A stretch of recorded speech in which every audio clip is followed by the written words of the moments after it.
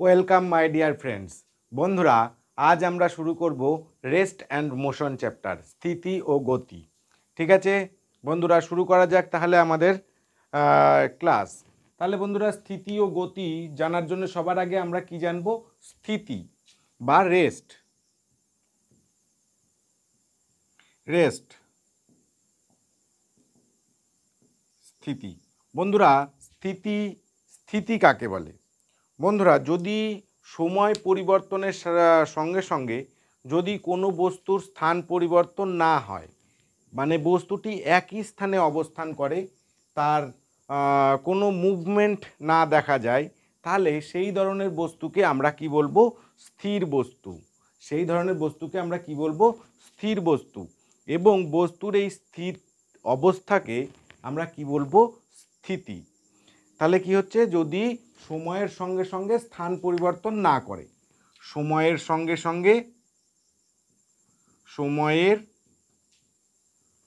সঙ্গে যদি স্থান পরিবর্তন না করে, স্থান পরিবর্তন। বন্ধুরা, এই দুটি কথা হলো এই স্থিতি বোঝার জন্যে মেন কথা, তাই না? সময় পরিবর্তন হবে, তার সময় পরিবর্তনের সঙ্গে সঙ্গে বস্তুর যদি স্থান পরিবর্তন না হয়, তাহলে বস্তুর সেই রকম বস্তুকে স্থির বস্তু বলে, এবং স্থির বস্তুর এই অবস্থাটাকে কি বলছে? স্থিতি বলছে। ঠিক আছে বন্ধুরা, যদি আমরা স্থির বস্তুর কিছু উদাহরণ দিই, তাহলে কি হবে? ঘর বাড়ি কি হবে? গাছপালা,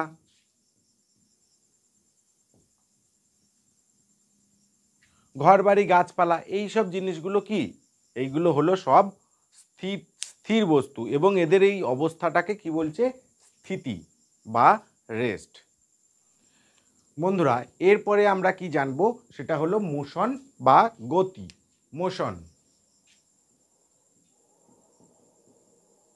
মোশন বা গতি। বন্ধুরা, যদি সময় পরিবর্তনের সঙ্গে সঙ্গে কোনো বস্তুর অবস্থানের পরিবর্তন হয়, তাহলে সেই বস্তুকে আমরা কি বলবো? সেই বস্তুকে আমরা গতিশীল বস্তু বলবো। সময় পরিবর্তন হবে, তার সঙ্গে সঙ্গে বস্তুর অবস্থানেরও পরিবর্তন হবে। সময় পরিবর্তনের সঙ্গে বস্তুর অবস্থান পরিবর্তন হবে, তাহলে সেই বস্তুকে আমরা কি বলবো?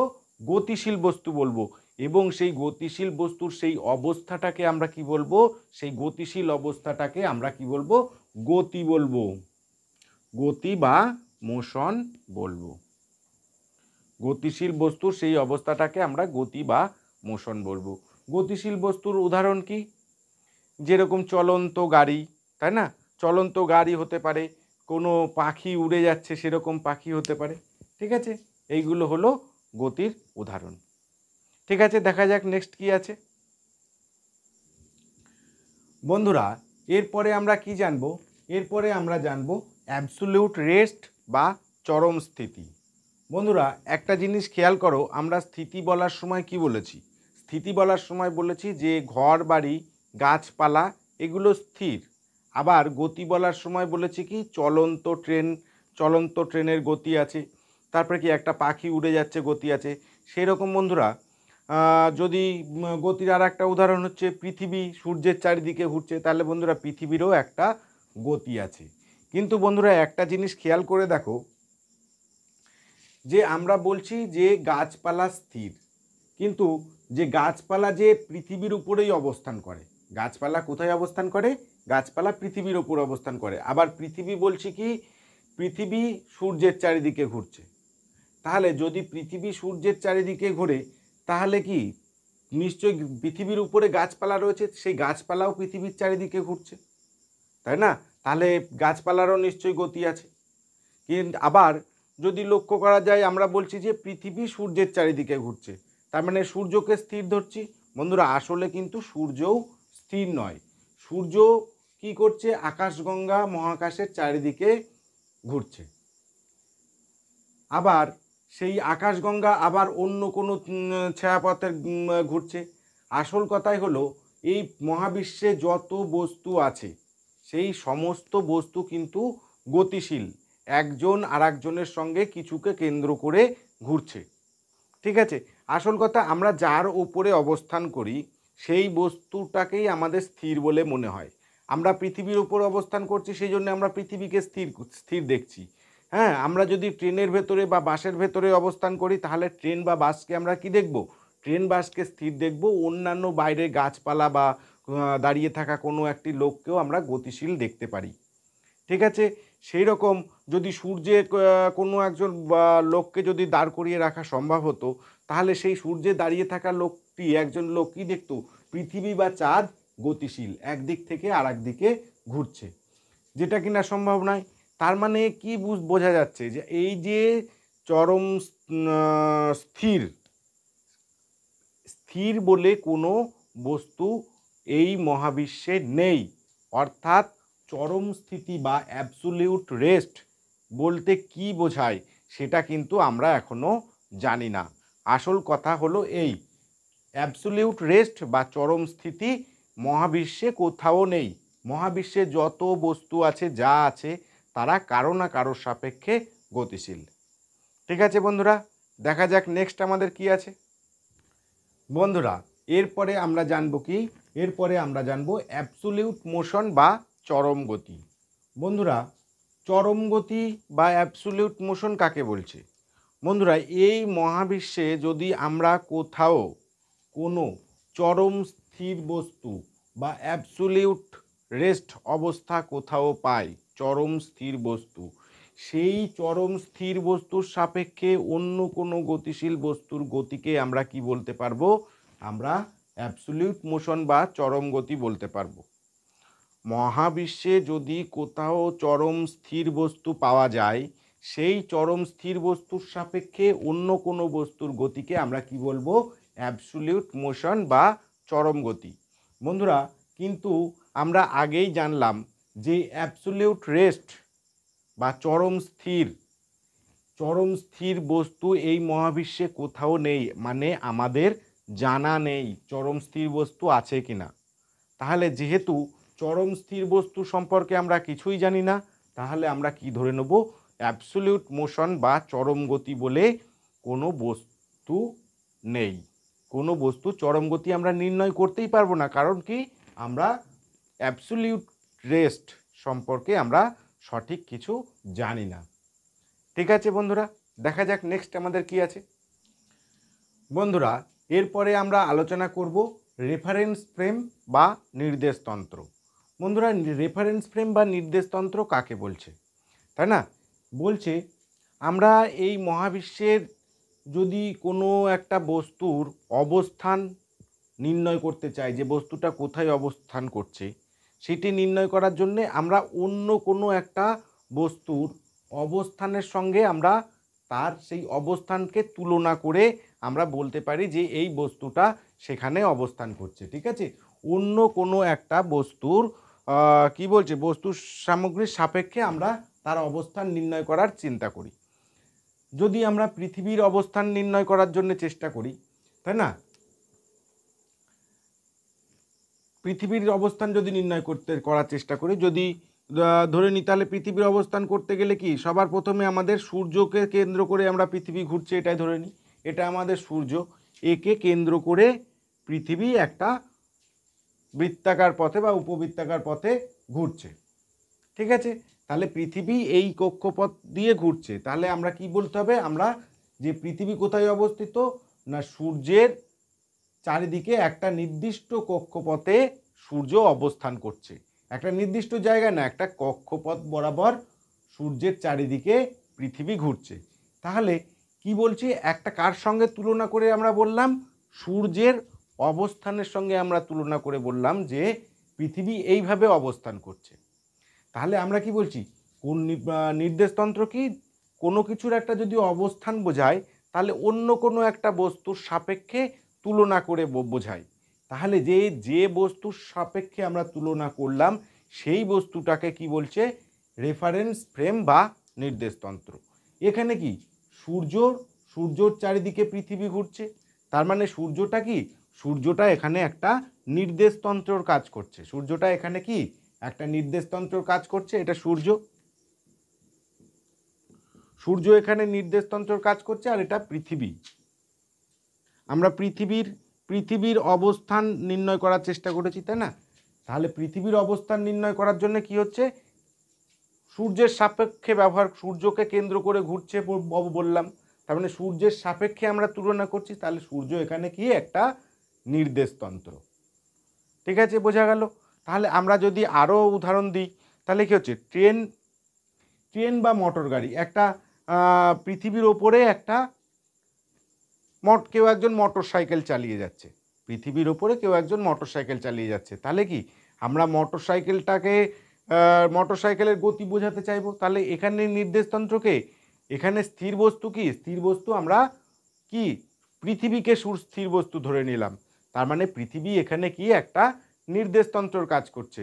আর কি উদাহরণ বলতে পারি, একজন ট্রেনের ভেতরে যাচ্ছে, ট্রেনে করে কোথাও থেকে আর কোথাও যাচ্ছে, এখানে কি বস্তুটি কিন্তু তখন যে ব্যক্তিটি ট্রেনের ভেতরে বসে আছে সেই ব্যক্তি কি ট্রেনকে দেখবে কি স্থির অবস্থায় আছে, ট্রেন দিয়ে যদি বাইরে জানলা দিয়ে বাইরে তাকায়, তাহলে কি দেখবে গাছপালা ঘর বাড়ি সব কি গতিশীল অবস্থায় আছে, কিন্তু ট্রেনকে দেখবে কি স্থির, তাহলে ট্রেন এখানে স্থির হচ্ছে। এবার ট্রেনের ভেতরে যদি সে কোনো একটা বলকে উপরে ছুড়ে দেয়, তাহলে আবার কি বলটা নিজের হাতে চলে আসবে, তাহলে এখানে কি তার ট্রেনটা যেহেতু তার স্থির দেখাচ্ছে, ট্রেনের সাপেক্ষে সেই বলটা তখন গতিশীল হচ্ছে, তার মানে সেই ট্রেনটা তখন একটা নির্দেশতন্ত্রর কাজ করছে। ঠিক আছে বন্ধুরা, তাহলে এই গেল রেফারেন্স ফ্রেম বা নির্দেশতন্ত্র। দেখা যাক নেক্সট আমাদের কি আছে বন্ধুরা। এরপর আমরা কি আলোচনা করব, ওয়ান ডাইমেনশনাল রেফারেন্স ফ্রেম বা একমাত্রিক নির্দেশতন্ত্র সম্পর্কে আমরা আলোচনা করব। বন্ধুরা, একমাত্রিক নির্দেশতন্ত্র কাকে বলছে যদি একটা কণার গতি একটি সরল রেখা বরাবর হয়, বা একটি সরল রেখা যদি কোনো একটি অক্ষ বা এক্স ধরে নিই, এক্স অক্ষের উপরে একটি সরল রেখা গতিশীল, এক মুহূর্তের ভেতরে সেই কণাটি কতটা গতিশীল হলো যদি একটি সরলরেখার সাহায্যে দেখানো যায়, তাহলে সেই রকম গতিকে আমরা কি বলবো, একমাত্রিক গতি বলবো। এবং সেই যে অক্ষটা, সেই অক্ষটাকে আমরা কি বলবো, মানে সেই এক্স অক্ষকে আমরা বলবো একমাত্রিক নির্দেশতন্ত্র। আমরা দেখাই বন্ধুরা, ধরে নিই এটা একটা এক্স অক্ষ, এটাকে আমরা কি ধরে নিলাম, এটাকে আমরা এক্স অক্ষ ধরে নিলাম, এটাকে এক্স অক্ষ ধরে নিলাম। এর মূল বিন্দু কি, এখানে মূল বিন্দু ও, এই বিন্দু থেকে একটি কণা গতিশীল হলো এবং এক মুহূর্তের ভেতরে কণাটি পি বিন্দুতে অবস্থান করলো, এক মুহূর্তের ভেতরে কণাটি পিতে অবস্থান হলো। তাহলে এই যে এক্স অক্ষের ওপরে কণাটির গতিশীল হয়েছে, গতিশীল হওয়ার ফলে কণাটি কি হয়েছে, এই যে দূরত্বটা অতিক্রম করেছে, ও থেকে পি পর্যন্ত দূরত্বটা অতিক্রম করেছে, এই দূরত্বটাকে কি আমরা যদি এক্স একক ধরে নিই, এক্স একক দূরত্ব সে অতিক্রম করেছে। তাহলে এই যে কণাটির দূরত্বটা একটা নির্দিষ্ট সরলরেখার সাহায্যে এক্স অক্ষের ওপরে দেখানো সম্ভব হয়েছে, এই দূরত্বটা ও থেকে পি এক্স অক্ষের ওপরে একটা সরলরেখার সাহায্যে দূরত্বটা দেখানো সম্ভব হয়েছে। তাহলে কণার এই রকম গতিকে কি বলছে, একমাত্রিক গতি বলছে। এই কণার এই রকম গতিকে কি বলছে, একমাত্রিক গতি, কণার এইরকম গতিকে একমাত্রিক গতি বলছে। ঠিক আছে, আর এক্স অক্ষকে এই যে এক্স অক্ষের উপরে যেহেতু এই গতিটা সম্পন্ন হয়েছে, তাহলে সেই এক্স অক্ষকে কি বলছে, একমাত্রিক নির্দেশতন্ত্র বলছে। ঠিক আছে, একমাত্রিক নির্দেশতন্ত্র বা ওয়ান ডাইমেনশনাল রেফারেন্স ফ্রেম বলছে। ঠিক আছে বন্ধুরা, দেখা যাক নেক্সট আমাদের কি আছে বন্ধুরা। এরপরে আমরা আলোচনা করব কি, দ্বিমাত্রিক নির্দেশতন্ত্র বা টু ডাইমেনশনাল রেফারেন্স ফ্রেম। তাহলে বন্ধুরা, এটা আলোচনা করতে গেলে আমরা কি জানবো, যদি কোনো একটি কণা, বন্ধুরা একটি কণা গতিশীল, সেই কণাটি একটি কি তলের ওপর অবস্থান করছে, বা আমরা ধরে নিলাম একটি তলের ওপর অবস্থান করছে, একটি সমতলের ওপর হতে পারে বা উলম্ব তলের ওপরে, যেখানেই হোক একটি কণা গতিশীল অবস্থায় আছে। সেই কণাটির গতিশীল কিভাবে আছে সেটি যার সাহায্যে নির্ণয় করা যায় সেটি হলো দ্বিমাত্রিক নির্দেশতন্ত্র। বন্ধুরা আমরা ধরে নিতে পারি যে দুটি অক্ষ আছে, একটা হলো এক্স অক্ষ এবং একটি ওয়াই অক্ষ।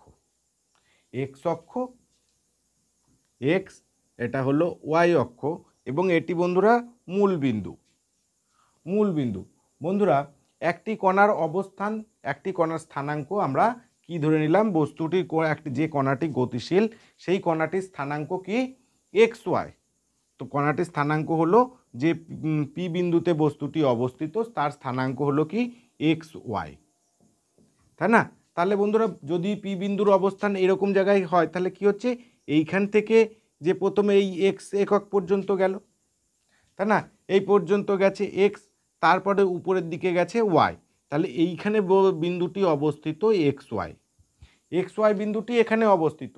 তাহলে আমরা কি যদি এখানে যদি একটা রেখা টেনে দিই, তাহলে এই মূল বিন্দু থেকে পি বিন্দুর অবস্থান কোথায়, তাহলে যদি আমরা ওপিকে যুক্ত করে দিই তাহলে আমরা কি যে দূরত্ব ওপি দূরত্বটা পাবো সেই ওপি দূরত্বটাকে আমরা আর ধরে নিলাম, সেই ওপি দূরত্বটাকে আমরা কি ধরে নিলাম, আর ধরে নিয়েছি। ঠিক আছে বন্ধুরা, তাহলে এই যে গতিশীল কণাটাকে একে কি দুটি অক্ষের সাহায্যে, এক্স অক্ষ এবং ওয়াই অক্ষের সাহায্যে পি বিন্দুর অবস্থানটা আমরা সঠিকভাবে বলতে পারছি। তাহলে এই পি বিন্দুর অবস্থান বোঝানোর জন্য আমরা কি ব্যবহার করেছি, যে এক্স অক্ষ এবং ওয়াই অক্ষকে ব্যবহার করেছি। তার মানে এই এক্স অক্ষ এবং ওয়াই অক্ষ আমাদের একটি নির্দেশতন্ত্র, যেটি কিনা দ্বিমাত্রিক নির্দেশতন্ত্র বলে আমরা জানি। ঠিক আছে বন্ধুরা, যদি আমরা এই আর বিন্দুর আর দূরত্বটা যা সম্পর্কে যদি আমরা জানতে চাই তাহলে কি করে জানতে পারবো বন্ধুরা, এটাকে একটা সমকোণী ত্রিভুজ, যার কিনা এই কোণটা কি সমকোণ, এই কোণটা সমকোণ। তাহলে পিথাগোরাসের উপপাদ্য থেকে আমরা জানি লম্ব স্কয়ার প্লাস ভূমি স্কয়ার সমান সমান অতিভুজের স্কয়ার। তার মানে বন্ধুরা কি লিখতে পারি আমরা, আর স্কয়ার সমান সমান এটা এক্স, এটা যদি ওয়াই হয় তাহলে কি লিখতে পারি X square plus Y square, বা আর সমান সমান আমরা কি লিখতে পারি, আর সমান সমান কি লিখতে পারি root over X square plus Y square.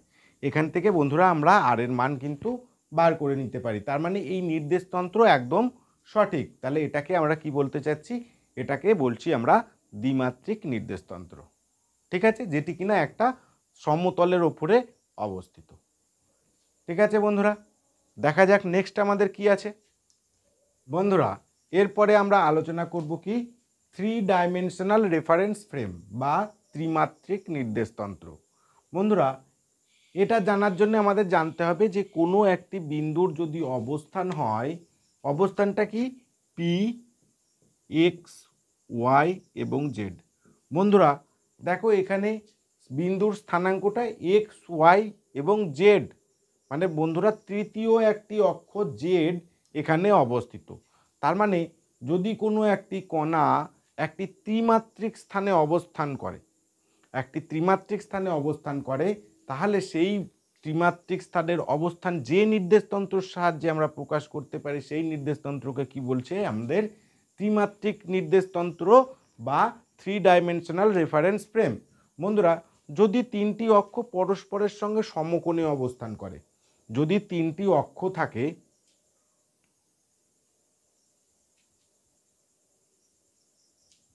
বন্ধুরা এরকম যে তিনটি অক্ষ আছে, আমরা এটাকে ধরে নিচ্ছি এক্স অক্ষ, এটাকে ধরে নিচ্ছি ওয়াই অক্ষ, এটাকে ধরে নিচ্ছি জেড অক্ষ, এবং এটি আমাদের মূল বিন্দু ও। এই রকম যদি একটি নির্দেশ অক্ষ থাকে, তিনটি অক্ষ যারা পরস্পরের সঙ্গে সমকোণে অবস্থান করছে, মানে এই যে তাদের কোণটা এটাও 90 ডিগ্রি, এটাও 90 ডিগ্রি এবং এদের মাঝে এই কোণটাও 90 ডিগ্রি, মানে তিনটে কোণই পরস্পরের সঙ্গে 90 ডিগ্রিতে অবস্থান করছে। এই রকম যদি নির্দেশতন্ত্র হয় সেই নির্দেশতন্ত্রকে আমাদের কি বলছে ত্রিমাত্রিক নির্দেশতন্ত্র বা 3 ডাইমেনশনাল রেফারেন্স ফ্রেম। ঠিক আছে বন্ধুরা, তাহলে এখানে যদি কোনো একটি বিন্দুর অবস্থান আমরা কি ধরে নিয়েছি, পি এক্স ওয়াই জেড, তাহলে এখানে যদি সম্পূর্ণভাবে এর উপরে বসানো সম্ভব, কিভাবে আছে, পি মান হলো এক্স ধরে নিলাম বন্ধুরা, এইখানে এই বিন্দুটা পর্যন্ত হলো এক্স, তারপরে আমরা কি যাব, ওয়াইয়ের দিকে যাব, ওয়াইয়ের দিকে যাব, এই পর্যন্ত বন্ধুরা কি হচ্ছে, বন্ধুটা এইটুকুনি হচ্ছে ওয়াই, এবং তারপরে আমরা কি জেড উপরের দিকে যাব, যেহেতু উপরের দিকে আছে, তার মানে এই পর্যন্ত যদি জেড হয়, তাহলে এই যে বিন্দুর অবস্থানটা, এই বিন্দুর অবস্থানটা আমাদের কি হচ্ছে, পি এক্স ওয়াই জেড। তাহলে বন্ধুরা এই যে নির্দেশতন্ত্রের উপরে পি বিন্দুর স্থানাঙ্ক সম্পূর্ণভাবে বসানো সম্ভব, এই যে নির্দেশতন্ত্র এটাকে আমাদের বলছে ত্রিমাত্রিক নির্দেশতন্ত্র, এবং মূল বিন্দু থেকে পি বিন্দুর দূরত্ব যদি এখানে আমরা আর ধরে নিই, আমরা অবস্থান কি ধরে নিলাম, আর, তাহলে এই আর বিন্দুর দূরত্ব ওপি, ওপি সমান সমান আর, এর দৈর্ঘ্য কত হবে, ওপি সমান সমান আর সমান সমান কী হবে বন্ধুরা, root over X square plus Y square plus Z square. এটা করলে আমরা আর বিন্দুর মান নির্ণয় করতে পারবো।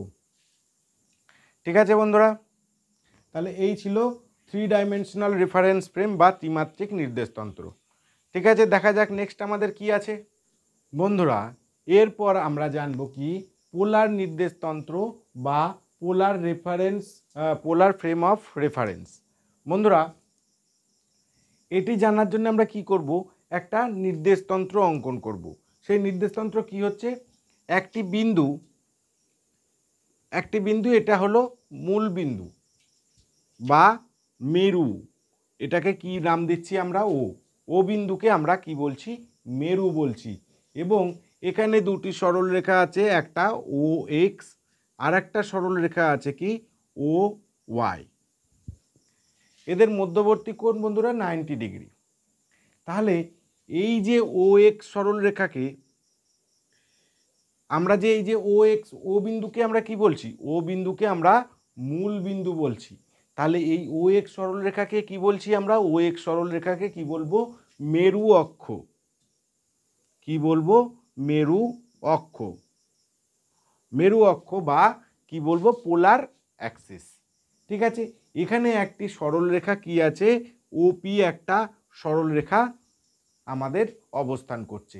তাহলে এই ওপি সরল রেখার এই যে পি বিন্দু, এই পি বিন্দুর স্থানাঙ্ক আমাদের যদি নির্দেশ করতে পারি, তাহলে আমাদের কি হবে, এটা একটা পোলার নির্দেশতন্ত্র বলে আমরা গণ্য করব।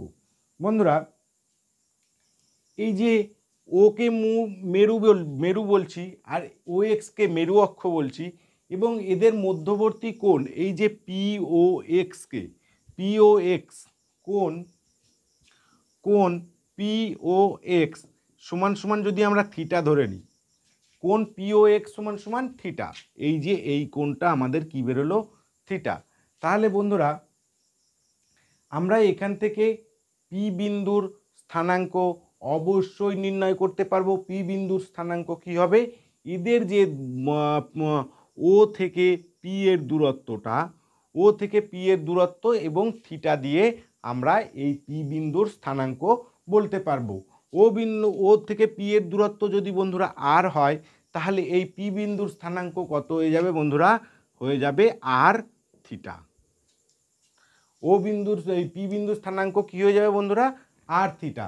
কারণ কি, এই যে কোণের মানটা আমাদের কত হয়েছে, থিটা, এবং এদের মধ্যবর্তী দূরত্ব দিয়ে আমরা এই পি বিন্দুর স্থানাঙ্ক নির্ণয় করতে পারবো বন্ধুরা। আর এই যে যদি এই যে দূরত্বটা বেরিয়েছে, এই দূরত্বটা আর আমরা কিভাবে বার করব, যদি বন্ধুরা এটাকে একটা দ্বিমাত্রিক তল হিসাবে আমরা কল্পনা করে নিই, দ্বিমাত্রিক নির্দেশতন্ত্র বলে কল্পনা করে নিই, তাহলে বন্ধুরা এটা হচ্ছে এক্স অক্ষ, এটা হচ্ছে ওয়াই অক্ষ, তাই না। তাহলে বন্ধুরা এইখান থেকে এটা আমাদের কি হয়ে যাচ্ছে, এটা হচ্ছে এক্স এই পর্যন্ত, আর এইটা কি হয়ে যাচ্ছে আমাদের ওয়াই। তাহলে এখানে আর বিন্দুর মান, আর এর মান কত হবে, আর এর মান হবে root over X square plus Y square, আর সমান সমান হচ্ছে root over X square plus Y square, দ্বিমাত্রিক নির্দেশতন্ত্র হিসাবে কল্পনা করলে। আর কি পেতে পারি আমরা এখান থেকে, এক্স আর ওয়াইয়ের মান আমরা যদি এখান থেকে বার করতে পারি, আমরা জানি কি এক্স সমান সমান এখান থেকে এক্স সমান সমান হলো আর কস থিটা, এক্স সমান সমান হবে কি আর কস থিটা, আর ওয়াই সমান সমান হবে আর সাইন থিটা। এক্স সমান সমান আর কস থিটা আর ওয়াই সমান সমান আর সাইন থিটা, এটা আমরা জানি, পরে আরও বিস্তারিতভাবে আমরা এগুলো জানার চেষ্টা করব। তাহলে বন্ধুরা এখান থেকে আমরা থিটার মান কিভাবে পেতে পারি, যদি আমরা এই আর ওয়াইয়ের মানকে যদি এক্স দিয়ে ভাগ করে দিই, এই যে সমীকরণ দুটোকে ওয়াইয়ের মানকে এক্স দিয়ে ভাগ করে দেবো, তাহলে ওয়াই বাই এক্স সমান সমান কী হবে আর সাইন থিটা ডিভাইডেড বাই আর কি হচ্ছে কস থিটা, তাই না। ওয়াইকে এক্স দিয়ে এই সমীকরণটাকে দিয়ে ভাগ করে দিয়েছি, তাহলে ওয়াইকে এক্স দিয়ে ভাগ হয়েছে আর সাইন থিটাকে আর কস থিটা দিয়ে ভাগ হয়েছে, তাহলে বন্ধুরা আর কেটে যাচ্ছে, তাহলে কি হবে ওয়াই বাই এক্স সমান সমান সাইন বাই কস থিটা মানে হচ্ছে ট্যান থিটা। তাহলে বন্ধুরা এখান থেকে যদি আমরা থিটার মান বার করি, তাহলে থিটা কি হবে, থিটা সমান সমান tan inverse Y by X. এখান থেকে আমরা থিটার মানও বার করতে পারবো, এখান থেকে আমরা আর এর মানও বার করতে পারবো। তাহলে বন্ধুরা আমরা এই যে নির্দেশতন্ত্রটাকে আমরা কি এই নির্দেশতন্ত্রের সাহায্যে আমরা পি বিন্দুর স্থানাঙ্ক নির্ণয় করতে পারছি। বন্ধুরা এই রকম নির্দেশতন্ত্রকে কি বলছে, পোলার নির্দেশতন্ত্র বা পোলার ফ্রেম অফ রেফারেন্স। ঠিক আছে বন্ধুরা, দেখা যাক নেক্সট আমাদের কি আছে। বন্ধুরা এরপরে আমরা আলোচনা করব কি নতি বা প্রবণতা বা স্লোপ। বন্ধুরা যদি কোনো একটা বস্তুকণা বা কোনো একটি সরলরেখা যদি এক্স ওয়াই সমতলের ওপরে থাকে বা এক্স ওয়াই অক্ষের ওপরে থাকে, তাহলে সেই সমতলের ওপরে কি হচ্ছে সেই সরলরেখাটার নতি বা প্রবণতা আমরা এখানে নির্ণয় করা শিখব। তাহলে কি হচ্ছে, একটা সমতল আছে, সেটা কি এক্স ওয়াই বা এক্স ওয়াই অক্ষও হতে পারে, এক্স ওয়াই অক্ষের ওপরে বা এক্স ওয়াই সমতলের ওপরে একটি সরলরেখা এইরকমভাবে অবস্থান করছে। এই সরলরেখাটা এখানে অবস্থান করছে, যার প্রথম বিন্দুকে আমরা কি ধরে নিই, এ ধরে নিই। তাহলে এ বিন্দুর স্থানাঙ্ক কি হচ্ছে x1 y1 এবং বি বিন্দুর স্থানাঙ্ক কি হচ্ছে, বি বিন্দুর স্থানাঙ্ক হচ্ছে x2 y2। এটা হচ্ছে এই এ বি সরলরেখার দুটো বিন্দু, এদের যদি আমাদের নতি বার করতে হয়, নতি বা প্রবণতা আমরা কিভাবে বার করব, নতি বা প্রবণতা যদি আমাদের এম হয়, এম দ্বারা প্রকাশ করে থাকি, তাহলে এর নতি বা প্রবণতার এম সমান সমান হবে বন্ধুরা y2 বিয়োগ y1 ডিভাইডেড বাই x2 বিয়োগ x1। এটা হবে আমাদের এই সরলরেখার নতি বা প্রবণতা। যদি বন্ধুরা এখানে যদি একটা বক্র সরলরেখা থাকতো, এরকম বক্র সরলরেখা না বক্ররেখা যদি থাকতো, তাহলে যদি এদের হচ্ছে উপর দুটি বিন্দু হতো এ বিন্দুর স্থানাঙ্ক কি হচ্ছে, এ বিন্দুর স্থানাঙ্ক x1 y1, এ বিন্দুর স্থানাঙ্ক কি হচ্ছে x1 y1 এবং বি বিন্দুর স্থানাঙ্ক বন্ধুরা খুব কাছের যদি একটা বিন্দু যদি বি এরকম বিন্দু নেওয়া হতো, এর কি এই যে দূরের বিন্দু থেকে কি আমরা প্রবণতা নির্ণয় করতে পারবো না, খুব কাছের একটা বিন্দু নিয়ে প্রবণতা বা নতি নির্ণয় করতে পারবো, যাতে এটা একটা সরল রেখার মধ্যে একদম ক্ষুদ্র ডিস্টেন্স।